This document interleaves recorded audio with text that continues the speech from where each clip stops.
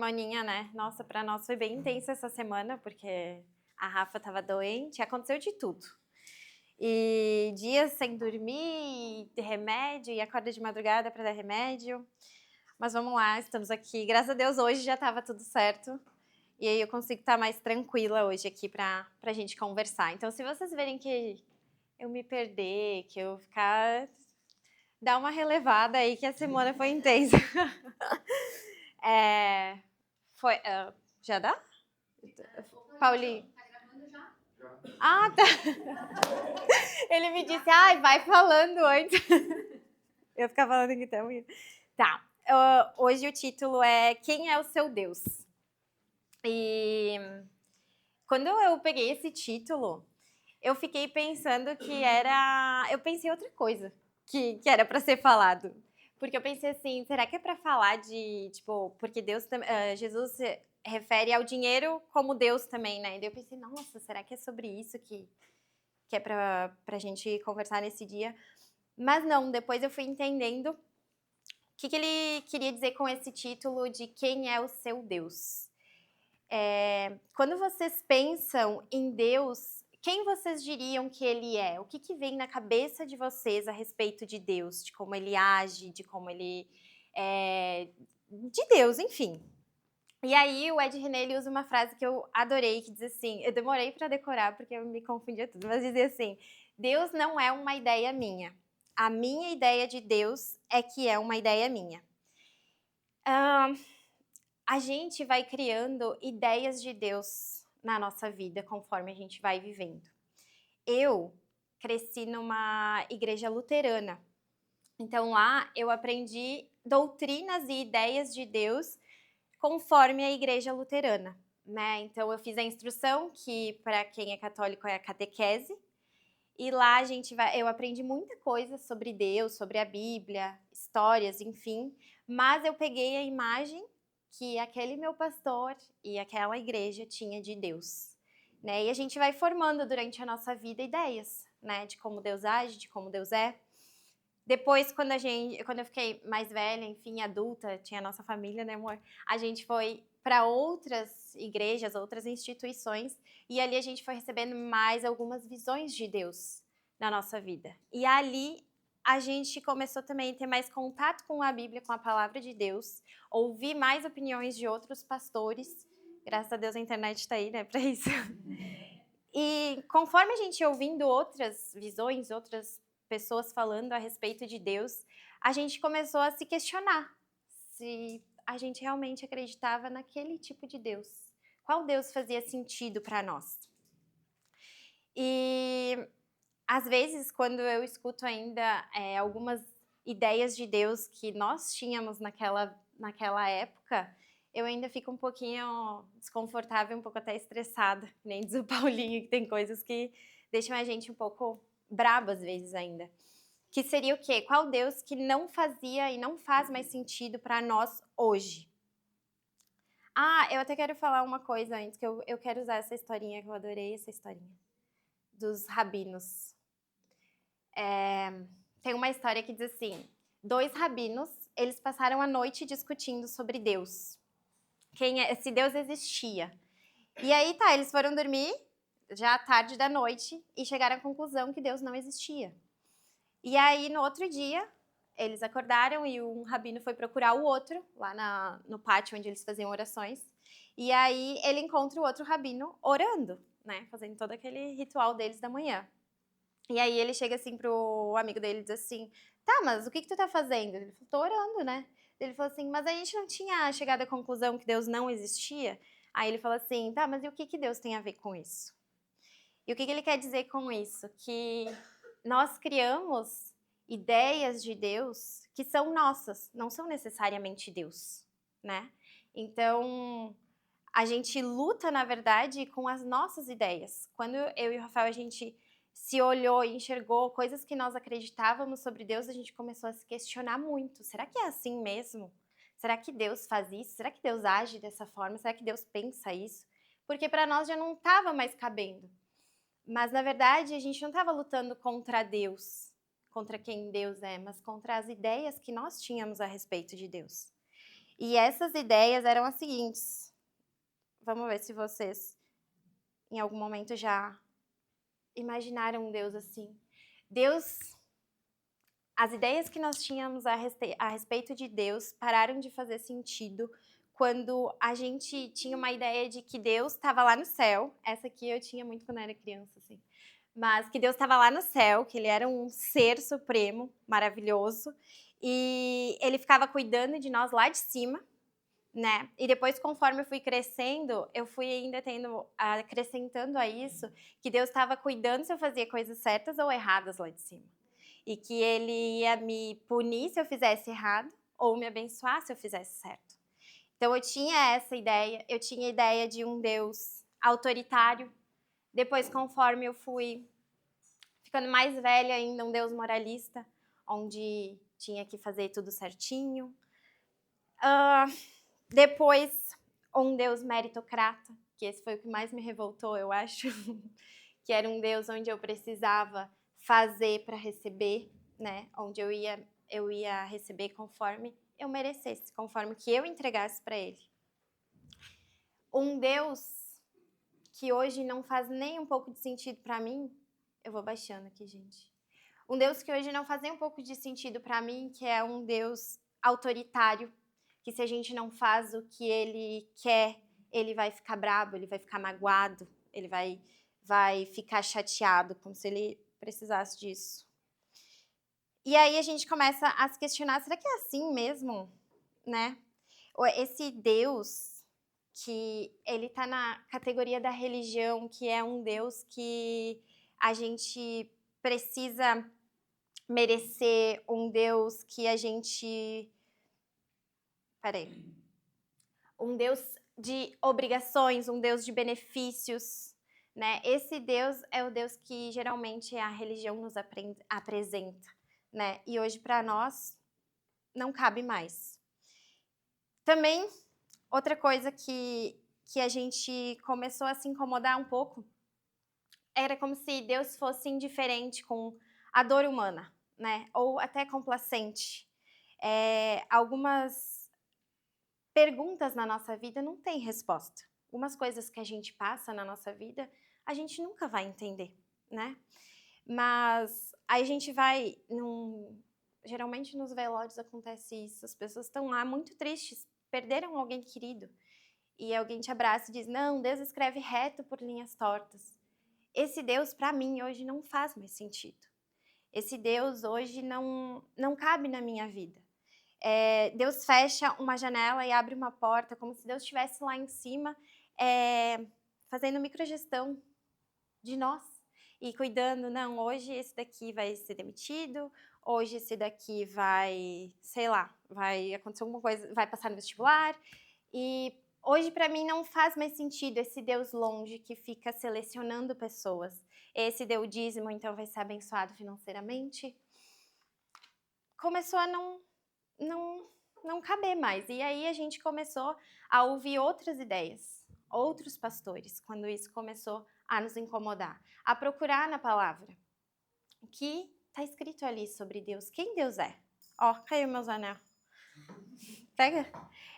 Quem Deus é? E na palavra de Deus, uma das primeiras vezes que a Bíblia tenta nomear, explicar a Deus, é a conversa de Moisés com Deus na sarça, né? Que é aquela sarça que tá pegando fogo e aquilo chama a atenção de Moisés, porque ela pega fogo, mas ela não se consome. E aí Deus ali conversa com Moisés no deserto e Moisés pede para ele, quem o senhor é? E ele responde, eu sou. Essa é bem famosa, né? Todo mundo sabe que Deus diz eu sou. E é isso porque a gente não tem como explicar, né? Nem Deus, ele se explica.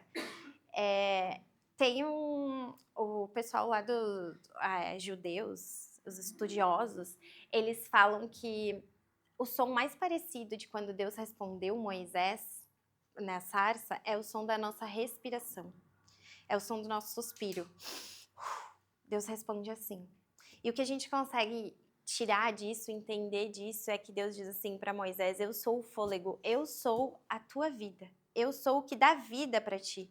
o que dá vida para o universo, para a existência. Eu trago a vida, a existência para a minha criação. Então, a primeira coisa que hoje a gente entende de Deus e acredita e tem como ideia é de que Deus é vida, ele é fôlego, ele é tudo.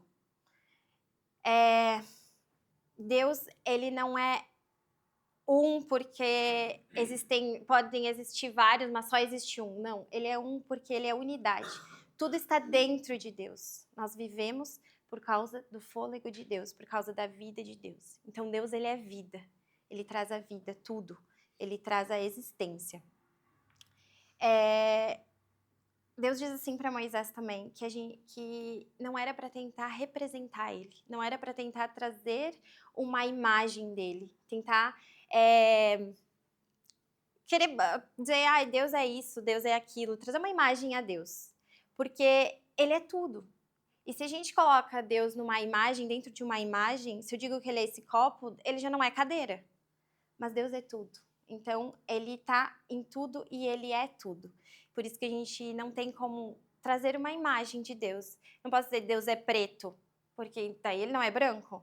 Não, a gente não pode definir Deus, não tem como definir Deus. Mas daí vem Jesus, né, gente? E Paulo diz assim para nós que Jesus é a expressão exata de Deus. E aí a gente fica sempre pensando, imaginando Deus como a imagem de Jesus. Mas quando Paulo fala isso, ele não está falando da forma. Porque Deus é espírito, então ele não tem uma forma.